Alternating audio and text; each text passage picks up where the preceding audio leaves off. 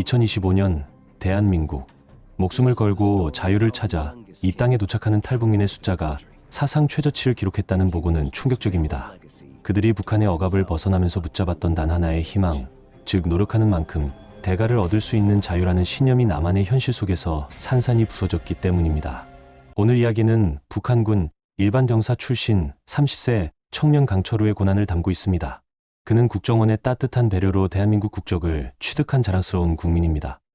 그러나 건설 현장 일용직으로 땀 흘려 일하는 그는 불안정한 고용 형태 때문에 정작 대한민국 국민으로서 당연히 누려야 할 최소한의 의료보험 혜택조차 제대로 받지 못하는 복지 사각지대에 놓여 있습니다. 이것만으로도 좌절스러운데 더 충격적인 논란이 강철우를 덮칩니다.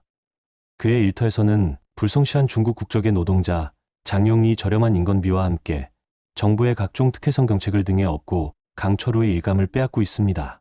심지어 동료 박 씨에게서 중국인에게만 집중된 지원 정책에 대한 지식을 전달받으면서 강철우는 극한의 정체성 혼란에 빠집니다. 강철우는 절규합니다. 자유를 찾아왔더니 남한마저 북한처럼 공산화가 된 것 같습니다. 자유는 이제 어디로 갔나요? 목숨을 건 탈북을 후회하게 만드는 대한민국 현실의 어둠. 지금부터 그 충격적인 사연을 공개합니다. 북한의 복지, 국민 주머니 터는 국가 사기극. 북한 주민들이 목숨을 걸고 북한을 등질 수밖에 없는 근본적인 이유. 그것은 바로 국가의 노골적인 사기극입니다. 북한 당국은 모든 노동자에게 월급의 1%를 의무적으로 사회보험금 명목으로 징수합니다. 그 대가로 나라가 아플 때 당신의 건강을 책임져 주겠다고 약속합니다. 하지만 그 약속은 거짓이었습니다. 현실은 이렇습니다. 북한 주민들은 돈은 꼬박꼬박 떼이지만 일하다가 사고가 나도 병원비는커녕 약값조차 국가가 아닌 개인 돈으로 해결해야 합니다. 사회보험이라는 이름이 무색하게 실질적인 혜택을 받은 주민은 단 한 명도 없다는 것이 현장의 증언입니다. 더 큰 문제는 최근 벌어진 국가의 꼼수입니다. 북한 당국은 최근 원하는 사람만 돈을 더 내라는 명목으로 자율적 적립금 제도를 추가했습니다. 임금도 제대로 받지 못하는 상황에 주민들은 이를 두고 국가가 복지 확대가 아니라 인민 주머니를 털어 나라 곳간을 채우려는 속셈이라고 분노하고 있습니다. 심지어 이 자율은 충성심을 평가하는 잣대로 변질되어 반강기적 압박으로 돌아올 것이 뻔했습니다. 북한 주민들이 느끼는 절망은 바로 이것입니다. 피땀 흘린 노력의 대가가 국가라는 거대한 조직에 의해 착취당하고 배신당하는 현실. 주민들은 이 부패와 불공정에서 벗어나 노력하는 만큼 대가를 받는 자유민주주의 사회를 간절히 꿈꾸며 목숨을 건 탈출을 감행하고 있습니다. 함경남도 해안가 초소의 밤은 숨막히는 규율과 염분 섞인 바닷바람으로 가득했습니다. 강철우 병사는 20살에 입대하여 꼬박 5년을 이곳에서 보냈습니다. 그의 복무 일과는 단순했습니다. 무거운 방어 시설물을 옮기고 해안가 정찰로 밤을 지새우며 늘 허기진 대를 부여잡고 삽질하는 것이 전부였습니다. 25세가 되던 해에도 그의 삶은 전혀 나아지지 않았습니다. 강철우는 누구보다 억세고 성실하게 일했습니다. 북한 체제가 시키는 대로 조국과 인민을 위한 헌신이라는 구호를 믿고 피땀을 바쳤습니다. 하지만 그가 가장 뼈저리게 느낀 것은 헌신의 대가가 아니었습니다. 그것은 노력의 대가가 완전히 증발해버리는 냉혹한 현실이었습니다. 그와 동료들이 하루 종일 곡괭이를 휘두르며 땀으로 범벅이 되어도 배급으로 돌아오는 것은 묽은 강냉이죽 한 그릇뿐이었습니다. 반면 현장에 나와 서성거리기만 하는 상급 간부들의 식탁에는 언제나 기름진 돼지고기와 쌀밥이 가득했습니다. 강철우가 힘들게 캐낸 산나물과 부대 노동으로 얻은 식량의 상당 부분은 그들의 뱃속으로 사라졌습니다. 이 나라는 노력하는 사람에게 보상을 주지 않습니다. 오직 성분과 계급이 모든 것을 결정합니다. 이스라린 깨달음은 그의 젊은 영혼을 서서히 갉아먹었습니다. 그는 규율 속에서 완벽하게 죽은 사람처럼 행동했지만 그의 강렬한 눈빛만은 꺼지지 않았습니다. 그는 밤하늘의 새를 볼 때마다 이 억압된 땅을 벗어나 헐을 날아가고 싶다는 절망적인 열망을 품었습니다. 어느 날 새벽 순찰 임무. 강철우는 여느 때처럼 규정된 걸음으로 해안가를 걷고 있었습니다. 그때 파도에 떠밀려온 낡은 플라스틱경 하나가 바위 틈에 박혀 있는 것을 발견했습니다. 순간적인 충동이 그를 지배했습니다. 그는 주변의 시선을 살피고 병을 몰래 챙겼습니다. 밤늦은 막사에서 그는 조심스럽게 병을 열었습니다. 축축하게 젖은 종이 한 장. 남쪽에서 온 찌라시 전단이었습니다. 거창한 정치적 구호는 그의 눈에 들어오지 않았습니다. 그의 시선을 붙잡은 문구는 단지 몇 글자였습니다. 대한민국은 자유로운 나라이며 당신이 노력하고자 하는 만큼 삶을 변화시킬 수 있습니다. 강철우의 심장이 멎는 듯했습니다. 그것은 그가 북한에서 5년간 겪었던 노력의 무의미함을 정면으로 부정하는 선언이었습니다. 땀의 대가를 정당하게 인정받는 세상이 존재한다는 믿음. 그것은 그에게 단순한 희망이 아닌 목숨을 걸어야 할 절대적인 정의였습니다. 그는 전단지를 품속 깊이 감추었습니다. 그의 눈빛은 더 이상 절망에 갇히지 않았습니다. 그것은 자신이 떠나야 할 곳과 도착해야 할 곳을 명확히 아는 결단을 내린 자의 강렬하고 고독한 열망이었습니다. 사선을 넘는 고통과 두려움 끝에 도착한 대한민국은 그에게 일생일대의 가장 따뜻한 공간이었습니다. 국정원의 보호소는 안식처였고 처음 보는 남한 사람들의 배려는 경계심을 풀어주었습니다. 긴 조사를 마치고 대한민국 국적 증서를 손에 쥐었을 때 강철호는 뒤로소 자신이 자유의 땅에 발을 디딘 새로운 한국인이 되었음을 실감했습니다. 이제 나는 내가 흘린 땀의 무게만큼 보상받을 수 있다. 그 누구의 착취도 간부의 횡포도 없을 것이다. 강철호는 가슴이 벅차올랐습니다. 국정원 담당자는 그에게 일반 사무직이나 안정적인 공장 일자리를 추천해 주었습니다. 하지만 강철호는 고개를 저었습니다. 북한군에서 배운 것은 오직 규율과 체력이 전부였습니다. 그는 펜을 쥐는 일보다 자신의 몸을 쓰는 일에 더 큰 가치와 확실성을 느꼈습니다. 그의 목표는 명확했습니다. 단순한 노동자가 아니라 숙련된 기술을 익혀 현장의 모든 것을 지휘하는 작업반장, 곧 기술직으로 성장하는 것이었습니다. 그는 높은 빌딩을 올려다보며 그 거대한 구조물을 자신의 손으로 완성해보고 싶다는 강력한 열망을 품었습니다. 그것이 바로 그가 꿈꾸는 고층 아파트 소유의 가장 빠르고 확실한 길이라고 믿었습니다. 그러나 현실은 그가 생각한 만큼 단순하지 않았습니다. 기술을 배우려면 긴 시간과 비용이 필요했습니다. 게다가 당장 생활비와 정착지원금을 충당해야 했습니다. 강철호에게는 기다릴 시간이 없었습니다. 북한 군인 시절 피땀 흘린 노력의 대가를 착취당했던 기억은 그를 감각적으로 움직이게 만들었습니다. 그는 가장 밑바닥부터 오직 순수한 체력과 성실함만으로 승부를 볼 수 있는 곳을 찾아 나섰습니다. 군대에서 다져진 강인한 몸만이 그가 즉시 자본주의 사회에 내놓을 수 있는 유일한 자산이었습니다. 사무직의 안정된 월급 봉투보다 당일 땀 흘려 당일 벌어들이는 노동의 즉각적인 대가를 원했습니다.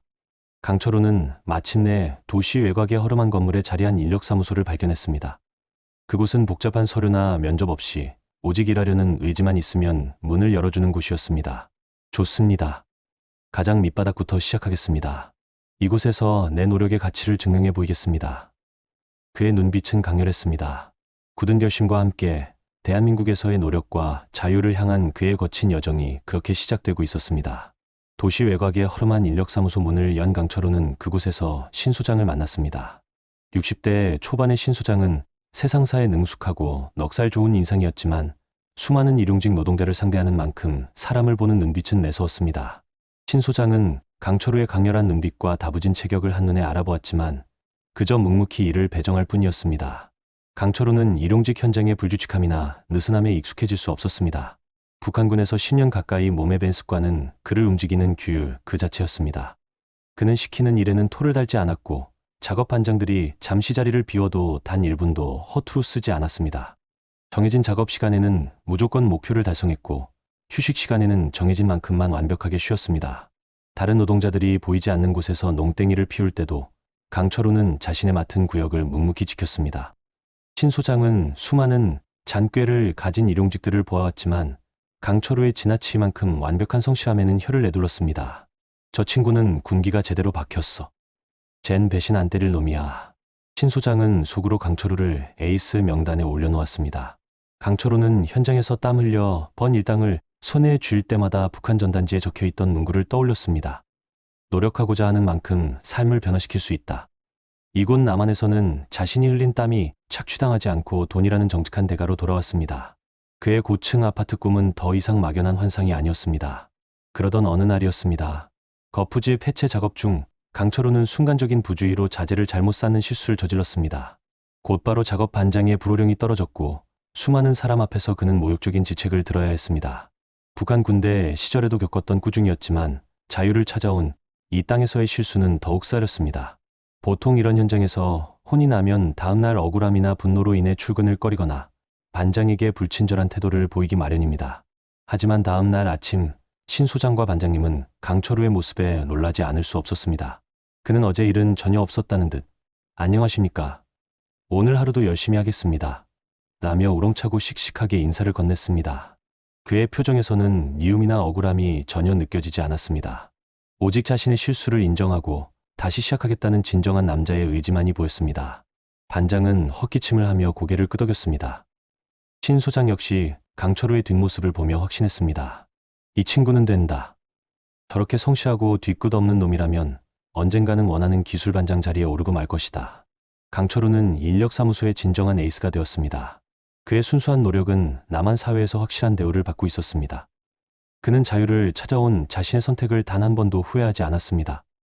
아직은 강철우는 인력사무소 에이스라는 명칭에 부끄럽지 않게 일했습니다. 신 소장이 그를 믿었고 현장의 반장들은 그를 가장 먼저 찾았습니다. 땀은 정직했고 돈은 착취당하지 않았습니다. 마침내 자유를 찾았다는 기쁨이 건설 현장의 거친 먼지 속에서도 빛을 발했습니다. 그러나 그 빛은 곧 하나의 어두운 그림자에 가려지기 시작했습니다. 그 그림자의 이름은 장용이었습니다. 장용은 중국 국적의 노동자였습니다. 강철우와 비슷한 또래였지만 작업에 임하는 태도는 하늘과 땅 차이였습니다. 강철우가 정해진 휴식 시간 외에는 꼿꼿하게 자세를 유지하며 작업 목표를 향해 달려갈 때 장용은 시도 때도 없이 작업 도구를 내려놓았습니다. 강철우의 눈에 가장 거슬리고 모욕적이었던 것은 장용의 손에 들린 휴대폰이었습니다. 장용은 작업 반장의 시야에서 조금만 벗어나도 헬멧을 벗고 휴대폰을 꺼내 들었습니다. 한국말로 알아들을 수는 없었지만 그가 영상이나 통화를 하며 시간을 보내고 있다는 것은 명확했습니다. 그는 마치 이곳의 규율이나 질서, 그리고 노동의 정직함 따위는 신경 쓰지 않는다는 듯 태연했습니다. 강철우는 속으로 분통을 터뜨렸습니다. 저건 시키는 일에 목숨 걸고 복종해야 했던 북한군 시절에도 상상할 수 없던 불성실함입니다. 어떻게 저렇게 뻔뻔하게 시간을 도둑질할 수 있습니까? 강철우는 북한에서 배운 대로 불의를 보면 즉시 고발하거나 제재해야 한다는 충동을 느꼈습니다. 하지만 남한은 자유로운 곳이었고 그는 이곳의 질서가 어떻게 작동하는지 배워야 했습니다.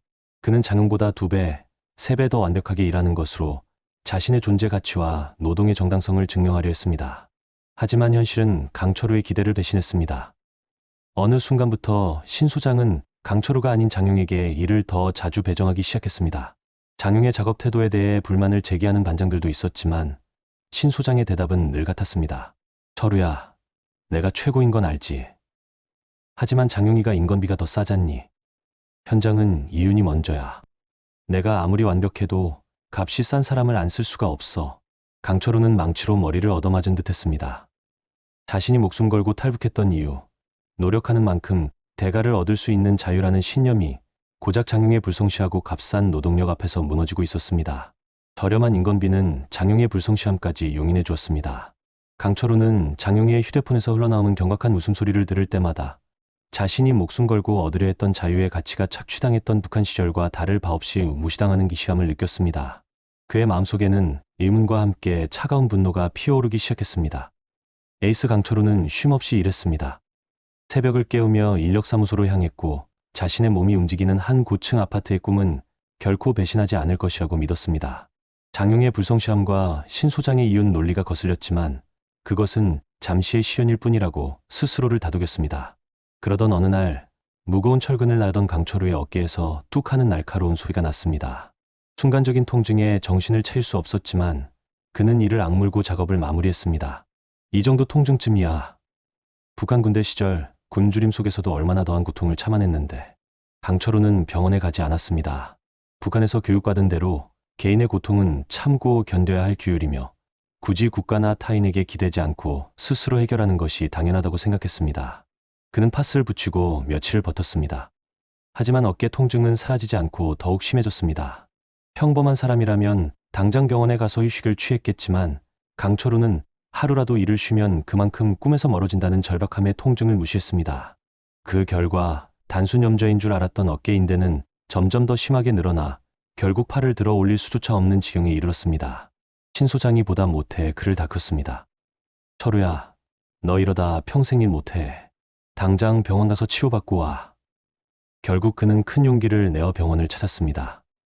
대한민국 국적을 가진 국민으로서 받는 정당한 의료 혜택을 기대했습니다. 하지만 병원 접수처 직원의 말은 강철우를 냉정하게 몰아세웠습니다. 고객님, 확인해보니 건강보험 적용이 불가능하십니다.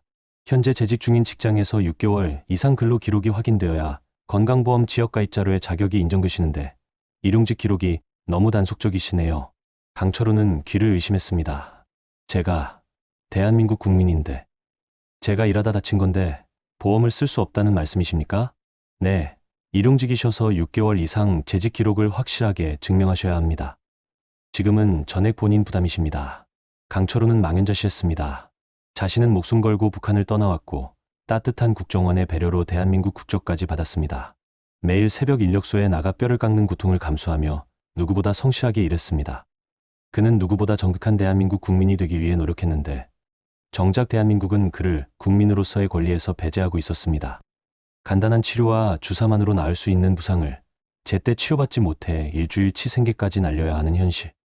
장용처럼 불성실한 노동자는 저렴한 인건비 때문에 일감을 얻어가는데 자신은 대한민국 국민임에도 가장 기본적인 복지 혜택에서 소외된다는 사실은 그의 내면을 짓눌렀습니다. 차가운 병원 복도에서 강철호는 자신이 애써 외면했던 차가운 이질감의 정체를 깨닫기 시작했습니다. 그는 북한의 착취를 피해왔건만 이곳에서조차 노력의 대가를 제도적으로 부정당하는 절망을 맛보고 있었습니다. 박 씨에게서 들은 충격적인 지식은 강철호의 머릿속을 수천 개의 파편처럼 헤집어 놓았습니다. 그는 분노와 경악, 그리고 스스로의 목숨을 건 선택에 대한 깊은 회의감에 휩싸였습니다. 노력을 배신하는 중국인 장용의 모습, 그리고 대한민국 국적자임에도 의료보험 혜택조차 받지 못했던 자신의 처지. 이 모든 것이 거대한 하나의 진실을 가리키고 있었습니다. 자유는 거짓말이었습니다. 강철호는 공사 현장 구석 담배꽁초가 가득한 재떨이 앞에서 중얼거렸습니다. 그가 북한에서 벗어나기 위해 죽음을 무릅썼던 이유는 간부에게 착취당하지 않고 자신의 땀과 노력이 온전히 자신의 것이 되는 나라를 꿈꿨기 때문입니다. 하지만 남한 사회는 달랐습니다. 그는 문득 박 씨가 말했던 정책을 떠올렸습니다. 토지거래허가구역이라는 제도. 자유로운 나라라 불리는 대한민국에서 땅을 사는 일조차 국가의 허락을 받아야 한다는 그 사실이 그의 숨통을 조였습니다. 북한에서는 수령님의 지시와 당의 명령 없이는 한 발짝도 움직일 수 없습니다. 모든 땅과 집은 국가의 소유이며 우리의 삶은 철저히 감시받습니다. 그런데 남한은 무엇입니까? 내 돈을 주고 내가 땅을 사겠다는데 국가의 허락을 받아야 한다니 그게 북한의 감시 체제와 무슨 차이가 있습니까? 그의 눈은 텅 비어 있었습니다. 그는 자유를 찾아왔는데 자본주의의 간판을 단 또 다른 억압적인 체제를 마주한 기분이었습니다. 분노는 여기서 멈추지 않았습니다. 박 씨가 던진 또 다른 말, 민생지원금이라는 이름의 포퓰리즘 정책이었습니다. 눈앞에 작은 돈을 나눠주면서 미래 세대가 갚아야 할 빚은 10배, 20배로 불어납니다. 노력하지 않는 자들에게까지 무분별하게 돈을 풀고 정작 열심히 일하는 국민은 빚더미에 앉게 만드는 이 나라가 도대체 자유시민을 어떻게 대우하는 것입니까? 그의 머릿속에서 북한의 모습이 겹쳐졌습니다. 북한에서도 특권층과 간부들은 인민의 노동을 착취하여 자신들의 배를 불렸습니다. 남한에서도 불성실한 장용이 정책적 특혜와 저가 노동을 이용해 일감을 빼앗아가고 정부는 그들의 특권을 보장하며 성실한 국민의 미래를 빚으로 채우고 있었습니다. 이게 무슨 자유국민입니까? 개돼지이지요. 그는 스스로에게 침을 뱉는 심정이었습니다. 자신이 목숨 걸고 넘어왔던 북한의 성군 사회와 남한의 특혜, 계급 사회가 본질적으로 다르지 않다는 절망적인 결론에 도달했습니다. 그는 하늘을 올려다보았습니다. 북한에서 자유를 갈망하며 봤던 그 하늘이었습니다. 자유는 이제 어디로 갔나요? 그의 목소리는 굵은 울음으로 갈라졌습니다. 그는 후회했습니다. 목숨을 건 탈북이 고작 이런 모순적인 땅으로의 국적 세탁에 불과했는지 그는 스스로에게 묻고 또 물었습니다. 강철호는 지난 며칠 동안 술에 취하지 않은 상태로 잠들지 못했습니다. 머릿속에서는 박 씨가 말한 토지거래허가구역, 포퓰리즘, 중국인 특혜라는 단어들이 쇠사슬처럼 얽혀 그를 숨막히게 했습니다. 자유의 배신에 대한 분노는 이제 어디로 향해야 할지 모르는 칼날이 되어 스스로를 겨누고 있었습니다. 그러던 어느 날 현장에서 베트남 출신 동료 응우엔이 평소와 달리 굳은 표정으로 앉아 있는 것을 보았습니다. 응우엔은 늘 가족 이야기를 할 때 환하게 웃던 사람이었습니다. 강철호는 그의 옆에 털썩 앉았습니다. 무슨 일 있으십니까? 응우엔 씨. 응우엔은 깊은 한숨을 쉬더니 강철호에게 휴대폰 화면을 보여주었습니다. 베트남에 있는 아내에게서 온 메시지였습니다. 한국어가 서툰 강철호도 대충 내용은 짐작할 수 있었습니다. 돈에 관한 이야기였습니다. 철우 씨, 나는요, 한국 와서 정말 열심히 일했어요. 장용이처럼 놀지 않았어요. 가족들 먹여 살리려고 숨만 쉬고 일했어요.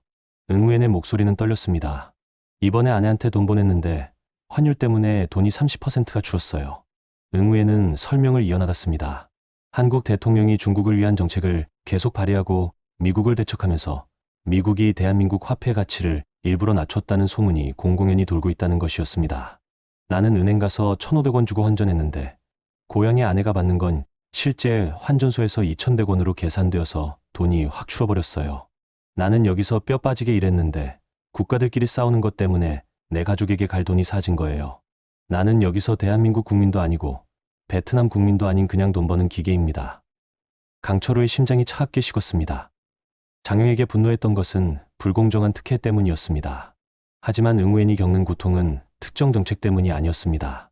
그가 밤낮 없이 흘린 노동의 땀이 그저 거대한 국가 간의 힘겨루기라는 시스템 속에서 허무하게 증발하고 있었던 것입니다. 북한에서 그는 성군 때문에 혜택을 뺏겼고 남한에서는 중국인에게 일감을 뺏겼습니다. 그리고 응우엔은 국적 때문에 환율 전쟁의 피해자가 되었습니다. 모두가 자신의 의지와 노력과 무관하게 보이지 않는 거대한 힘에 의해 착취당하고 있었습니다. 강철호는 깨달았습니다. 고통은 탈북민이나 중국인이라는 깃발 아래만 있는 것이 아니었습니다. 진짜 고통은 자유를 믿고 성실하게 일하는 서민 모두에게 보편적으로 퍼져 있었습니다. 그의 극단적인 분노는 응우엔의 슬픔 앞에서 잠시 잦아들었습니다. 그가 갈망했던 노력하면 보상받는 자유는 이 거대한 시스템 앞에서는 그저 아름다운 구호일 뿐이었습니다. 하지만 그와 응우엔 모두 가족과 꿈을 위해 이 불합리한 싸움을 포기할 수 없다는 절박한 사실 앞에서 강철호는 잠시나마 고독을 잊고 보편적인 연대감을 느꼈습니다. 지난 며칠 강철호는 매일 새벽 인력사무소에 나갔습니다. 그의 어깨 인대는 아직 완치되지 않았지만 매일 아침 인력소 문이 열릴 때만큼은 혹시나 하는 기대감을 품었습니다. 군인 정신으로 다져진 성실함, 신소장의 에이스였던 과거의 영광이 그를 지탱하는 유일한 희망이었습니다. 하지만 그 희망은 차가운 현실 앞에서 매일 아침 산산조각 났습니다. 인력소 안의 풍경은 며칠 전부터 확연히 바뀌어 있었습니다. 과거에는 그가 가장 먼저 가장 좋은 현장으로 배동받았지만 이제 신 소장은 그를 외면했습니다. 그리고 그 외면의 이유는 단 하나, 장영이었습니다. 오늘은 특히 비참했습니다. 강철호는 사무실 문턱에서 커피를 마시며 서 있었습니다. 그때 신 소장이 장영을 따로 불러 속삭이는 소리가 들렸습니다. 장영아, 오늘 이천 쪽 현장 가라. 조금 힘들지만 인건비가 딱 맞아. 철호는 아무래도 어깨 때문에 큰 현장은 무리니 오늘은 그냥 쉬게 해. 내일 보자. 장영은 득이양양한 미소를 지으며 고개를 끄덕였습니다. 그의 손에는 신 소장이 건넨 두툼한 일감 서류가 들려 있었습니다. 장영이 어제도 종일 휴대폰을 보며 농땡이를 피웠다는 것을 강철호는 알고 있었습니다. 자신은 북한에서 목숨 걸고 넘어와 대한민국 국적을 얻고 어깨 인대가 늘어나도록 성실하게 일했습니다. 하지만 그의 노력은 장영의 저렴한 인건비와 특혜라는 자본주의의 차가운 논리 앞에서 패배했습니다. 강철호는 인력소를 빠져나왔습니다. 그의 눈앞에는 수십 층 높이 솟아있는 거대한 고층 아파트 단지가 펼쳐져 있었습니다. 그가 북한에서 자유를 갈망하며 꿈꿨던 노력의 대가와 자유의 상징이었습니다. 그는 그 아파트 그림자 아래 인적이 드문 공원의 벤치에 앉았습니다. 그의 머릿속에는 박 씨가 말했던 내용이 메아리쳤습니다. 중국인에게는 공공임대주택 우선순위 배정. 자신은 대한민국 국적을 가졌음에도 인력소의 벽에 막혀 고통받는데 불성실한 장영은 언젠가 그가 꿈꾸던 고층 아파트의 특혜라는 이름으로 먼저 들어갈 수 있다는 사실이 그를 절규하게 만들었습니다. 그는 문득 자신이 자유를 찾아 떠났던 북한을 절망적으로 그리워했습니다. 그때 북한에서는 적어도 복지라는 이름으로 우리의 피를 빨았습니다. 하지만 여기 남한은 어떻습니까? 자유와 경쟁이라는 이름으로 나를 짓밟고 특혜라는 이름으로 다른 이의 배를 채워줍니다. 어느 쪽이 더 악랄한 거짓말입니까? 그의 목은 굵은 절규로 막혔습니다. 그는 하늘을 향해 주먹을 들어 올렸습니다. 자유를 찾아왔던 자신의 선택을 저주하는 절망적인 체념이었습니다. 그의 꿈, 고층 아파트는 이제 손에 닿지 않는 거대한 차별의 벽이자 자신의 실패를 조롱하는 차가운 그림자일 뿐이었습니다. 며칠 동안 강철호는 인력사무소 근처에도 가지 않았습니다. 그는 그저 고층 아파트의 차가운 그림자 아래에서 멍하니 앉아 있거나 틈틈이 소주를 기울였습니다. 자신의 목숨을 건 탈북이 조롱당하는 기분이었습니다. 그때 누군가 그의 옆에 조용히 앉았습니다. 응우엔이었습니다. 철호 씨, 이러고 계시면 안 됩니다. 응우엔의 목소리는 조용했지만 단호했습니다. 강철호는 고개를 돌리지 않았습니다. 나의 노력은 여기서는 쓰레기입니다. 장영희의 요령보다 못합니다. 저는 북한의 착취 사회를 피해왔는데 결국 이 나라도 특혜와 인맥이 없으면 살 수 없는 이름만 다른 감옥입니다. 응우에는 잠시 침묵하다가 무거운 한숨을 쉬었습니다. 철우 씨의 분노 압니다. 저도 똑같이 느낍니다. 대통령이 무슨 법을 만들든 환율이 어떻게 되든 저와 철우 씨의 피와 땀만 헛되게 사라지지요. 불공정하고 불평등합니다. 그건 진실입니다. 응우에는 강철우의 어깨를 붙잡고 직설적으로 말했습니다. 하지만 철우 씨, 세상은 결국 결과입니다. 아무리 불평해도 지금 시대에 맞추어 가지 않으면 도태됩니다. 당신은 북한군에서 배운 그 강한 힘과 성실함을 가지고 있지 않습니까? 그것이 당신의 무기입니다. 장용이나 저에게 없는 당신만의 국적 워지입니다. 강철우는 응우엔의 눈을 바라보았습니다. 그는 슬픔에 잠겨 있었지만 그 눈빛은 흔들리지 않았습니다. 응우엔은 다시 한번 강조했습니다. 너무 불공정하고 불평등하지만 그렇다고 우리는 멈춰 있을 수 없습니다. 멈추는 순간 우리는 정말로 집니다. 응우엔의 말은 강철우의 심장을 후쳤습니다.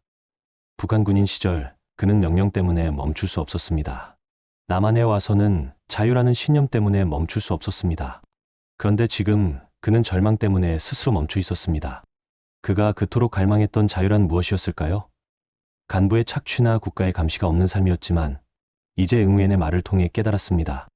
진정한 자유는 어떤 제도와 상황 앞에서도 무릎 꿇지 않고 자신의 의지로 다시 일어서 싸우는 데 있다는 것을. 도태된다. 강철우는 그 단어를 되뇌었습니다. 그가 북한 체제에서 벗어난 것은 도태되지 않기 위한 몸부림이었습니다. 이제 와서 고작 장용이나 중국인 특혜 때문에 그의 꿈을 포기할 수는 없었습니다. 강철우는 자리에서 벌떡 일어났습니다. 어깨는 아직 아팠지만 마음속에 굳은 군인 정신이 다시 살아났습니다. 그는 신 소장에게 가서 정중하게 사과하고 당분간은 인력소에 나오지 않고 어깨 치료와 함께 기술을 배우겠다고 선언할 작정이었습니다. 그의 목표, 고층 아파트는 여전히 그곳에 서 있었습니다. 이제 그 고층 아파트는 제도나 특혜가 아닌 오직 자신의 의지와 노력만으로 성취해야 할 진정한 자유의 상징이었습니다. 저는 멈추지 않겠습니다. 응우엔 씨. 강철우는 결의를 다지며 새로운 길을 향해 힘차게 발걸음을 내딛었습니다.